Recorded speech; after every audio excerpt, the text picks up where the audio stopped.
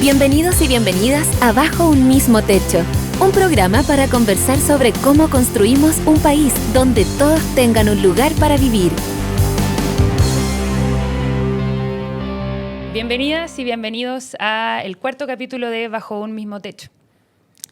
Para comenzar, quiero recordar que hace algunos meses nuestro ministro de Hacienda, Jorge Quirós, señaló una frase que parece ser una convicción profunda de este gobierno, diciendo que la mejor política social, y ojalá algún día sea la única, es el pleno empleo.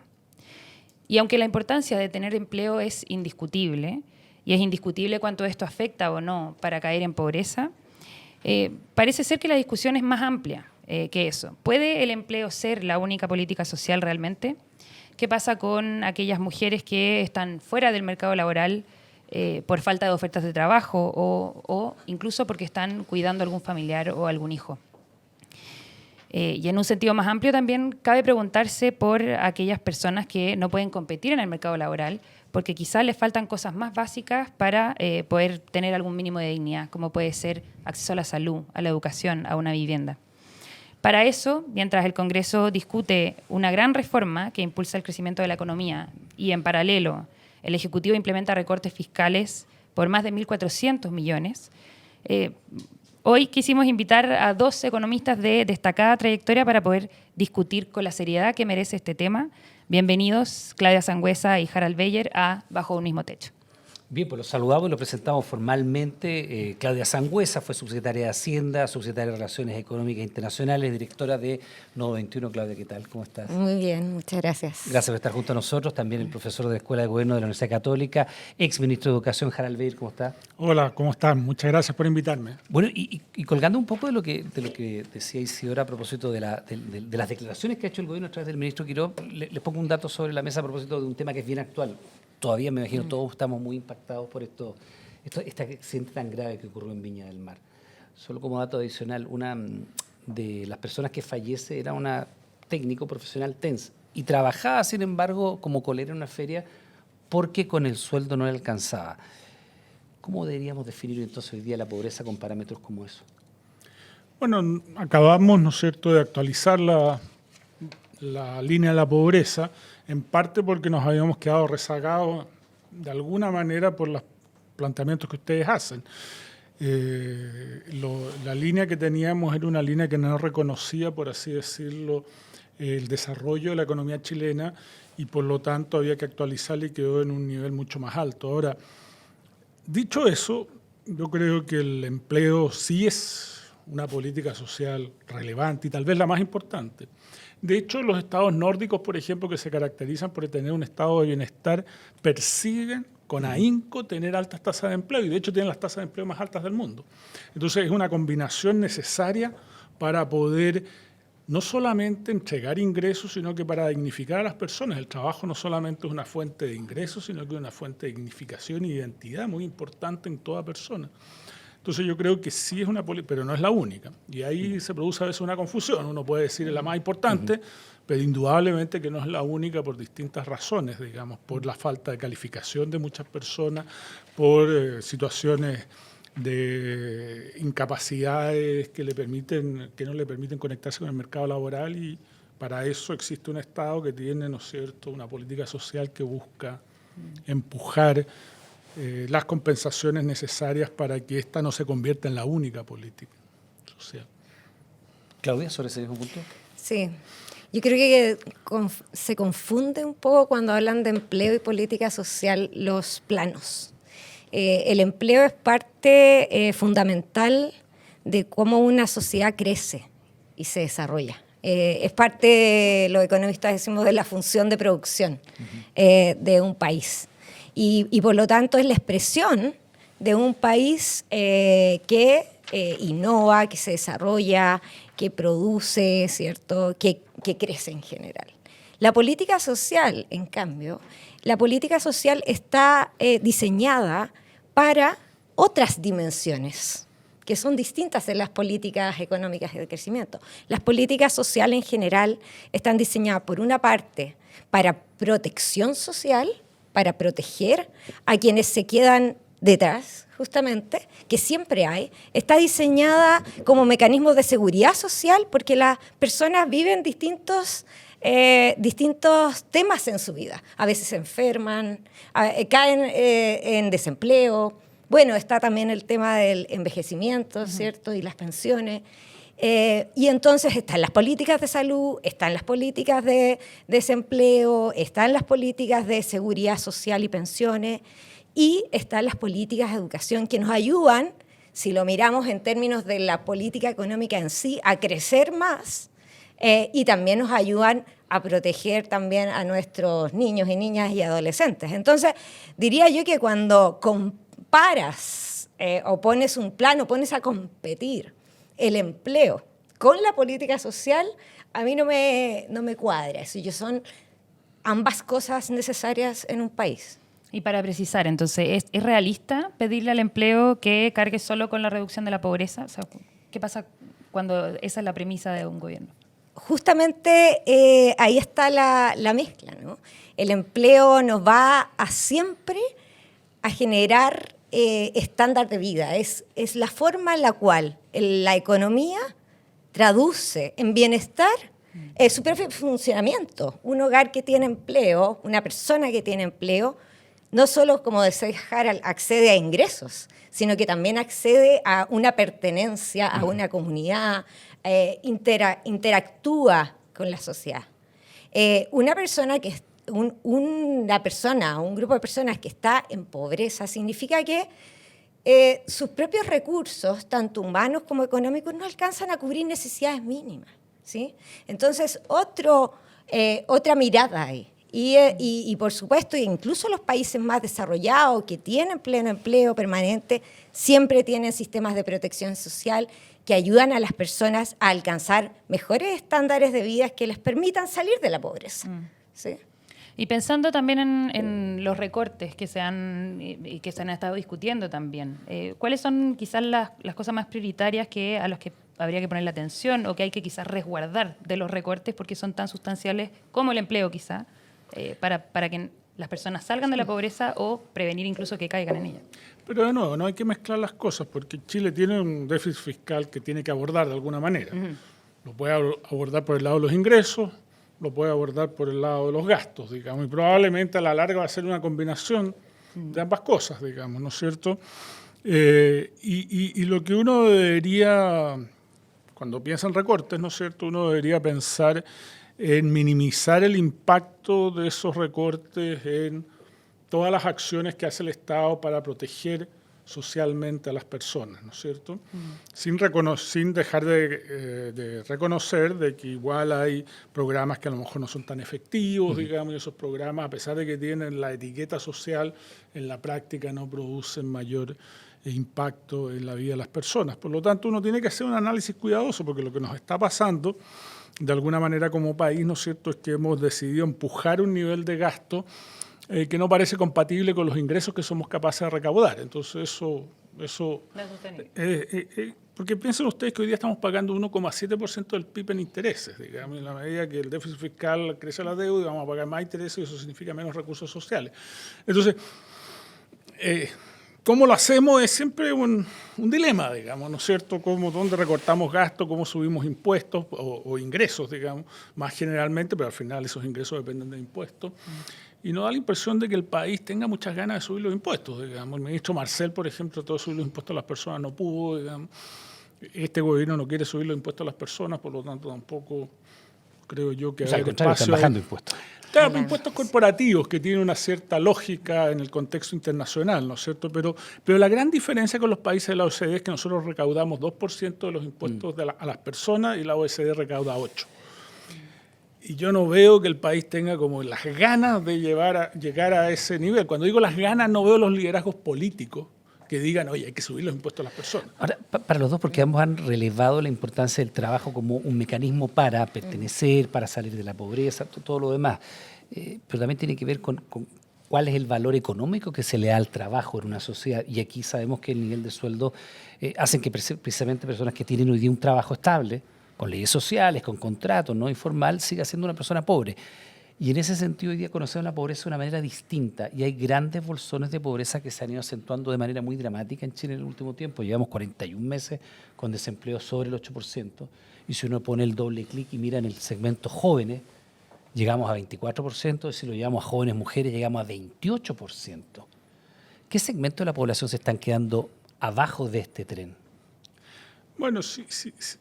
No sé, yo ya he hablado mucho. ¿No? Claudia. Porque, yo, o sea, de buena primera los números ustedes dicen, los jóvenes, las mujeres, las personas mayores de 55 años, pero de manera casi crónica, 41 meses con esos números. Claro. Bueno, en primer lugar, la medición de pobreza, que además se actualizó en la última CACEN, ¿cierto? Sí. Cuando uno mira los datos más agregados, más macro, lo que uno ve es que para las distintas dimensiones, para las distintas medidas de pobreza, la pobreza severa, la pobreza por ingreso, la pobreza multidimensional, los indicadores macro dicen que ha ido disminuyendo la pobreza en Chile, a pesar de que hemos actualizado la línea y por lo tanto ha hecho más exigente la línea. Sí ha disminuido y entre el 2022 y el 2024 salieron 600.000 personas de la pobreza. Entonces, por una parte mirar eso. ¿Quiénes se están quedando atrás de eso? Bueno, y ahí cuando uno mira los datos también es importante identificar. Hay algo bien interesante con las personas con discapacidad. Para ese grupo de personas, y hablando justamente de lo que hablamos recién, ¿cierto?, sobre la política social, el indicador de pobreza está estancado. El mismo indicador que ha disminuido para el resto, para las personas con discapacidad, está estancado. ¿Quiénes se quedan atrás? Son quienes se estancan en la reducción de la pobreza y quienes no observamos. Quienes no observamos, y aquí que estamos en el techo, ¿sí?, son, por ejemplo, las personas que, los campamentos, por eso tienen un catastro de campamentos que han aumentado además. Entonces, esos grupos también se están quedando atrás. Y el otro indicador clave es el tema que es preocupante, es pobreza infantil, que ha disminuido, pero ha disminuido de menos, y todavía 1 de cada 4 niños en Chile vive en un hogar pobre, ¿sí? Eso significa que no tienen ese hogar los ingresos mínimos necesarios para sobrevivir un mes. Y esa es una deuda que tenemos. Entonces, en los últimos años hemos hecho un esfuerzo como país de poder, por ejemplo, a través de la pensión garantizada universal, llegar de manera muy efectiva a los hogares donde hay personas mayores. Y de hecho ha aumentado mucho el porcentaje del ingreso que viene de subsidios monetarios en los deciles más pobres de ingresos. Y eso es producto de esas transferencias monetarias. Sí, ahora nos falta entonces avanzar hacia los hogares donde hay niños y niñas y adolescentes. Esos hogares con los ingresos actuales no están alcanzando lo mínimo necesario, por lo tanto hay que pensar en estrategias de transferencias monetarias que han hecho otros países bien exitosas en la región, ¿cierto?, para poder enfocarnos el esfuerzo fiscal en esos. Y otros programas, la vivienda también, es la vivienda, los niños, las personas con discapacidad. Se hizo un esfuerzo también en los últimos años de generar un sistema nacional de cuidados. Tenemos muchos, cada vez más, digamos, además esto se suma al envejecimiento de la población, cada vez más tenemos deudas, necesidades en términos de cuidado. Y ahí se puede generar algo muy provechoso, ¿no? Porque uno genera empleo a través del Sistema Nacional de Cuidados y además genera una política oportunidad social. De trabajo para esas personas, sí. Claro. A ver, yo creo que, primero, cuando uno mira las competencias de nuestra población adulta que está en el mercado del trabajo, esas competencias son muy modestas, tanto numéricas como de lectura, digamos, y de uso de la tecnología, que son las 3 dimensiones en las que se mide. Y la pregunta es ¿por qué ocurre eso, digamos? ¿No es cierto? Y después uno dice, bueno, ¿qué estamos haciendo en capacitación? Lo que estamos haciendo en capacitación es pésimo, digamos. No logramos eliminar la franquicia tributaria, que es un desastre como programa, que no el censo, porque el censo tiene varios programas, pero la franquicia tributaria la administra el censo. Nos gastamos $350 millones al año con 0 impacto. Eso es lo que hacemos hoy día. Y Poco no estamos, retorno social. o sea, no poco, todos de acuerdo cero, que funciona bien. cero, digamos. Y claro, está capturada, digamos, ¿no es cierto?, esa industria de capacitación, por así decirlo, y no logramos romperla y sigue estando ahí sin producir impacto. Después, como decía Claudia, los grandes olvidados de nuestra política social son los niños y los jóvenes. Todos los indicadores indican de que ahí tenemos un problema, pero no le estamos dando transferencias monetarias a esos hogares. Un hogar que tiene solamente niños y no tiene personas mayores de 65 años recibe un subsidio bajísimo y al mismo tiempo no les estamos dando cobertura en educación parvularia, digamos, que es fundamental para empezar a generar esas competencias.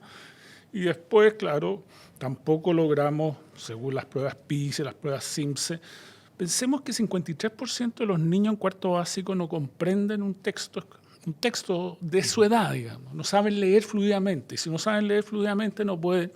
Entonces, ¿qué estamos haciendo para invertir con fuerza en esa etapa para ir nivelándolas? Porque a los grupos mayores con un buen programa de capacitación, los vamos a ayudar, digamos. Pero a los niños tenemos que invertir desde el principio para lograr elevar esas competencias y de alguna forma, ¿no es cierto?, asegurarles capacidades que les permitan lidiar con el mundo laboral, que es cada vez más complejo, que además está inundado por cambios tecnológicos, cambios culturales y sociales, ¿no es cierto? Entonces estamos en una situación donde yo creo que hay que reinventar la política social. Yo siempre uso este concepto, que a veces es mal entendido, que es la balcanización de la política social. Nosotros tenemos infinidad de programas de pocos montos, de bajo impacto, en vez de tener grandes avenidas que transformen realmente las competencias y las capacidades de las personas. Y nos gastamos un montón. Al final tú vas sumando todos esos programas y suman, digamos. Y yo creo que incluso aquellos que cumplen sus propósitos no transforman. Y uno tiene que pensar en políticas sociales que transformen. Y pensando en ese futuro posible donde se reinventara la política social, ¿cuáles serían las principales acciones que debería impulsar el Estado si pensáramos en esa más robusta que usted menciona? A ver, yo creo que primero, como digo, hay que repensar toda la política social y dentro de eso yo creo que nosotros hemos sido tímidos en transferencias monetarias, tanto condicionadas como no condicionadas, ¿no es cierto? En parte, un gran instrumento de transferencias monetarias son las pensiones, pero nosotros tenemos un sistema de capitalización, digamos, que no nos da mucho espacio para hacer esas transferencias. Ahora hicimos un cambio que al final no logró tener un gran efecto redistributivo, digamos, por lo tanto ya perdimos esa ventana. Tenemos los impuestos personales, pero yo cada vez que digo que hay que subir los impuestos personales me llega capotera, digamos, ¿no es cierto? Porque todos dicen, bueno, yo no quiero pagar más impuestos porque el Estado funciona mal o no sé lo que es, digamos, pero eso nos da recursos para de alguna forma poder, ¿no es cierto?, generar estas transferencias monetarias y después invertir en la niñez de manera fuerte, digamos. Nosotros tenemos 10 años estancada la cobertura en educación de 3 y 4 años, 10 años, y la tenemos muy por debajo del promedio de la OECD. Y no es que no lo podamos hacer, digamos, no hemos querido poner los recursos ahí para lograr. ¿Y cuáles son los que no acceden a medio menor, a medio mayor? Son los niños más vulnerables, digamos.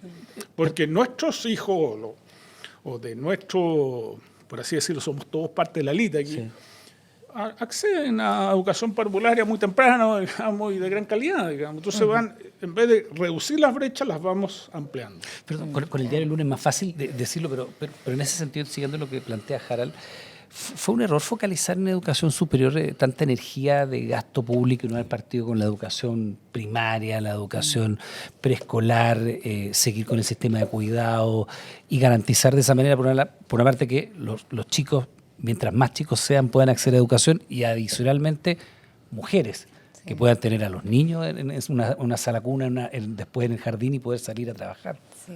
¿Fue un error haber invertido esas prioridades o haber puesto el foco tan fuertemente en garantizar, por ejemplo, la educación gratuita universitaria? Sí. Yo creo que cuando ponemos a competir los niveles educacionales, como que nos hacemos trampa. Igual tenía sus déficits, o sea, la educación, el financiamiento de educación superior, el gasto público en ese financiamiento era mucho más bajo que en los otros niveles, y en realidad se está, más que aumentando, desviando los recursos a través del CAE, ¿no?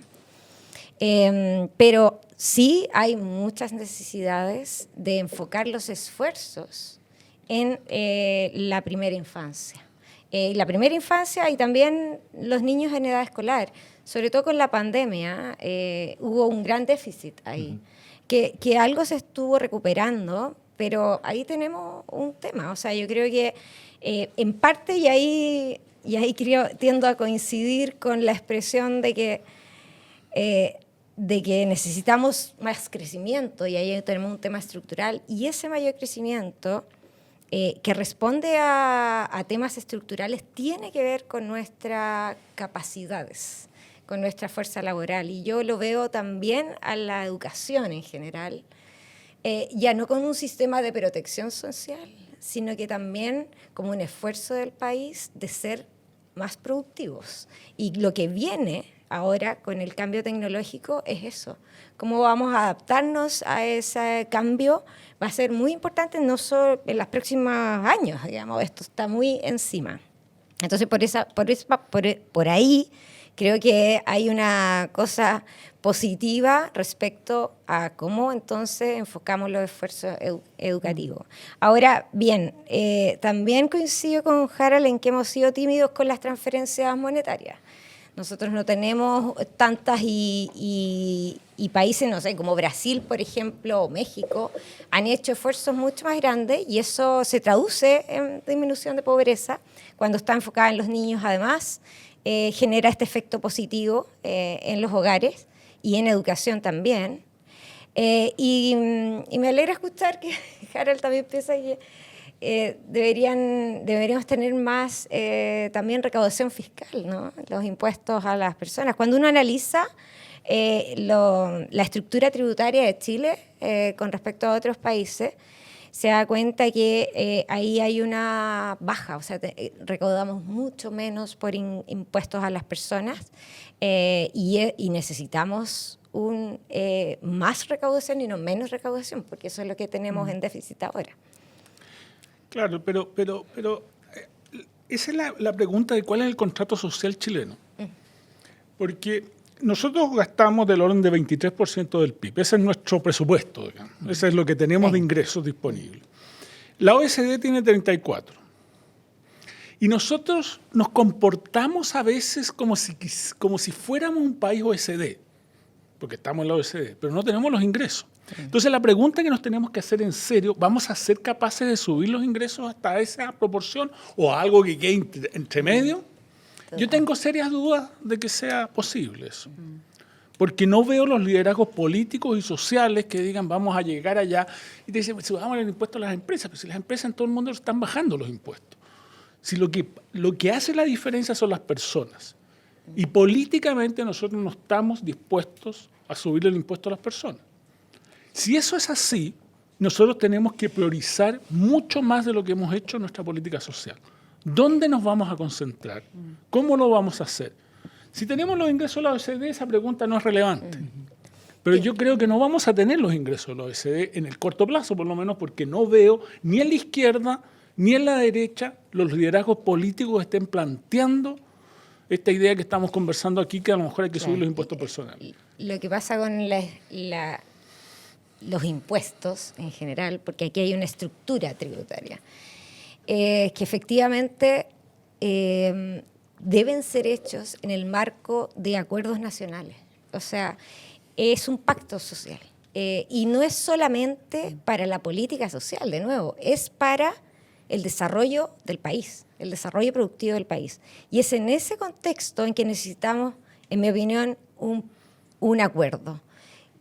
Hay que pensar en qué medida lo que tenemos hoy día nos ayuda para el crecimiento y el desarrollo del país. Eso es fundamental.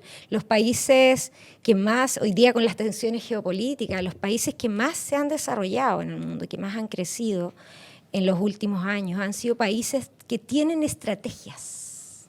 Sus estados son estrategas.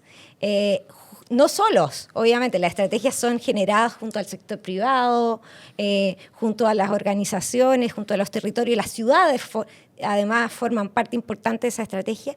Tener estrategia, como en una empresa uno tiene una estrategia de mediano o largo plazo, te define líneas de trabajo, te define prioridades, te define herramientas también. Y entonces tú puedes de alguna manera planificar un desarrollo. Nosotros no tenemos esa institucionalidad en Chile, necesitamos mucha coordinación a nivel del Estado mismo, países como Indonesia, por no nombrar a China, ¿cierto? Pero países como Indonesia, por ejemplo, y otros países del sudeste asiático, tienen macro ministerios que coordinan las políticas económicas y incluyen también dentro de esa política económica la política educacional y de capacitación y de formación y de nuevo ciudades y vivienda. Entonces necesitamos un acuerdo para poder tener una estrategia de desarrollo de mediano a largo plazo de Chile. Que trascienda los gobiernos de turno, ¿no? Eso es lo que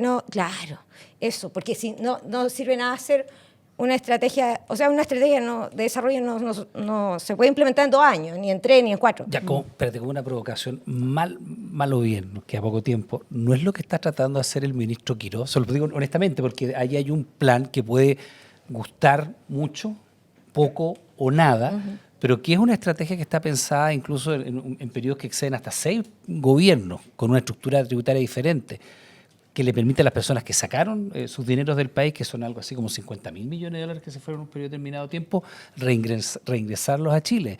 Se acaba de presentar este modo de empleo, que es tratar de alguna manera revertir las malas cifras en la economía. Vuelvo, sí. Mal o bien, ahí cada cual se sitúa frente al ministro Quirós y su programa de gobierno. ¿No es lo que se está tratando de hacer, tener un proyecto, un plan y lograr acuerdos, que ha costado mucho hacerlo, pero algo ha avanzado? Bueno, yo creo que el diagnóstico del gobierno es decir, mire, aquí nosotros estábamos en algún momento creciendo más que el mundo y pasamos a crecer menos que el mundo. Y le atribuyen ese impacto a la reforma tributaria del 2014. Sí. ¿No es cierto? Ese es el diagnóstico, sí. Digamos, ¿no es cierto? Nosotros hasta el 2013 crecíamos como el mundo o igual que el mundo. Claudio dice, no es verdad. No, también. La reforma administraria era para... Yo lo que estoy diciendo es cuál es el diagnóstico del gobierno, digamos, ¿no es cierto? Y empíricamente tú observas que hasta el 2013 el gobierno el Estado chileno o Chile creció efectivamente más que el mundo o igual que el mundo. Y después a partir del 2014 crece menos que el mundo, siempre, excepto en un año, el 2021, por el impulso del IFE y de los retiros, digamos, ¿no es cierto? Ese es como el diagnóstico que está. Ahora, ese diagnóstico yo creo que tiene algo de verdad. Nosotros creo que el país, por la lejanía que está en los mercados, pensar en que Chile puede cobrar un impuesto que es a las empresas que es superior al promedio de la OECD, estando tan lejos de los mercados, yo creo que hay algo que no me cuadra. ¿Hay algo de verdad en eso que dice el ministro Quirós? Yo creo que el peso que le pone el ministro Quirós a esto es demasiado alto, digamos, ¿no es cierto? Sí, y de alguna forma uno tiene que pensar en cómo realiza una suerte, lo voy a poner en estos términos, digamos, una suerte de Big Bang, donde una dimensión es esta, pero no es suficiente, digamos, para retomar una senda de crecimiento. Lo que está detrás, creo yo, de la concepción del gobierno, y eso habrá que evaluarlo, ¿no es cierto?, es decir, mire, si yo no me atrevo a esto, no voy a crecer y no voy a recaudar más porque tampoco tengo otras fuentes de recaudación. La única fuente de recaudación real que tengo en este momento es el crecimiento. Ahora, si esto le va a rendir fruto... Es una duda. Claudia, de hecho lo dice el FMI, que hay una serie de hipótesis que se tienen que cumplir para que eso por supuesto, pero Claudia me parecía que no es... por eso plantea como una provocación. Sí, obviamente, sí. Primero, en el diagnóstico ese que Harald define bien, es falso. Cuando uno mira los datos y cuando hace estudios, no hay un impacto de la reforma tributaria del 2014 en el crecimiento económico. Eso no es así cuando uno lo estudia. De hecho, Lo que pasó fue antes, un poco antes de la reforma tributaria, que tuvo que ver con el ciclo de los commodities, ¿sí? Y bajó la inversión en el sector cuprífero, que es uno de los motores importantes de nuestra economía. Si uno mira ahora los últimos datos del Banco Central y analiza y descompone las fuentes del crecimiento económico en Chile, se da cuenta de que el consumo de los hogares está creciendo, el gasto de los hogares está creciendo. Lo que justamente no está creciendo es las exportaciones e importaciones de nuestro país, o sea, la balanza comercial. Tenemos un impacto importante tanto de los productos agropecuarios como del cobre. Y eso tiene que ver con las políticas que ha estado implementando Estados Unidos a través de sus aranceles. O sea, hay un impacto importante de las tensiones comerciales y las tensiones geopolíticas que decir del tema de la guerra en el Golfo, ¿cierto? Con los precios del petróleo. Entonces, eso implicó un aumento de la inflación, directo e indirecto, bien importante, que obviamente afecta también el crecimiento y los hogares. Entonces, en ese contexto, está reduciendo los impuestos, aunque sean corporativos, es una mala política, es una mala idea. Y segunda cosa, cuando yo hablo de estrategia de desarrollo, no me imagino a alguien imponiendo una estrategia de desarrollo, porque eso no tiene estabilidad, obviamente. Uno, cuando hace una estrategia de desarrollo, uno dialoga con otros que piensan distinto, se sienta a la mesa y piensa colectivamente y se pone de acuerdo. Y lo que, en mi opinión, está haciendo el ministro Coelho no es eso. Digamos, está simplemente diciendo esto es lo que hay que hacer y yo lo pienso así y punto. Y esa no es la forma en la cual nos vamos a poner de acuerdo para poder salir del estancamiento del crecimiento económico que tenemos. Necesitamos generar acuerdos. Sobre eso, último... ¿Pequeño matiz puedo hacer sobre esto? Es que es bien importante mirar los datos. Entre el 2000 y el 2025, de los 38 países actuales de la OECD, 34 bajaron el impuesto corporativo. 34. 4 no lo bajaron. Sí. De esos 4, 3 los mantuvieron. Pero, Harald... Sí. Y luego Chile lo subió de 15 a 27. Si uno cree que eso no tuvo un impacto en la inversión y en el crecimiento económico, yo creo que no está mirando adecuadamente la evidencia empírica, digamos. Acaba de salir un trabajo de Rodrigo Valdés, donde revisa toda esta evidencia, no de Rodrigo Valdés, perdón, me equivoqué, Rodrigo Vergara, que muestra cómo efectivamente los impuestos corporativos afectan la tasa de inversión y hace un trabajo amplio. Y la evidencia de la Cristina Romer, por decir una persona más bien de centro izquierda, también apunta en la misma dirección, ¿no es cierto? Por lo tanto, yo creo que hay que ser cuidadoso con esto, hay que balancear esto de alguna manera.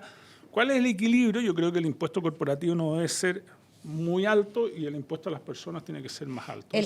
El Banco Mundial, por otra parte, hizo su estudio para ver el impacto de la reforma tributaria del 2014 y justamente señalaba que no había un impacto en crecimiento económico. Y lo segundo es que efectivamente la tasa de impuesto corporativo puede ser más alta que en otros países, pero también es cierto que nosotros tenemos en Chile una integración tributaria y por lo tanto la capacidad se desnivela la capacidad regulatoria, la capacidad recaudatoria del impuesto a las personas por un impuesto mayor a las empresas. Entonces, cuando uno mira los datos y dice, claro, recaudamos en términos comparativos, por ejemplo, Alemania, mucho más de impuestos corporativos y claro, y tenemos bajo impuesto a las personas, pero es porque tenemos integración en el sistema tributario, que ha disminuido en todo caso, pero todavía. En cambio, en esos otros países no tienen integrado el sistema tributario. Entonces, la empresa paga su impuesto, que es un poco menor que el de Chile,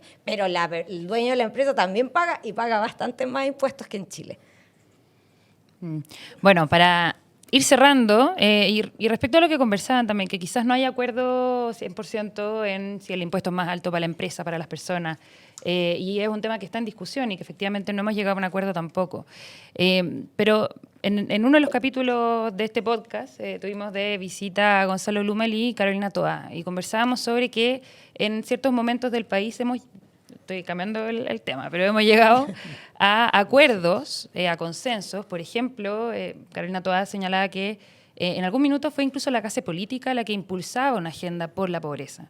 Y algo así también pasó un poco con el 2010 sin campamentos, que era una agenda que también, impulsamos mucho como Techo Chile, pero también es algo que se mencionaba en los discursos presidenciales de lado y lado, y pareciera que había un acuerdo ahí entre las distintas el mundo de la clase política, de la sociedad civil, y se logró impulsar una agenda común.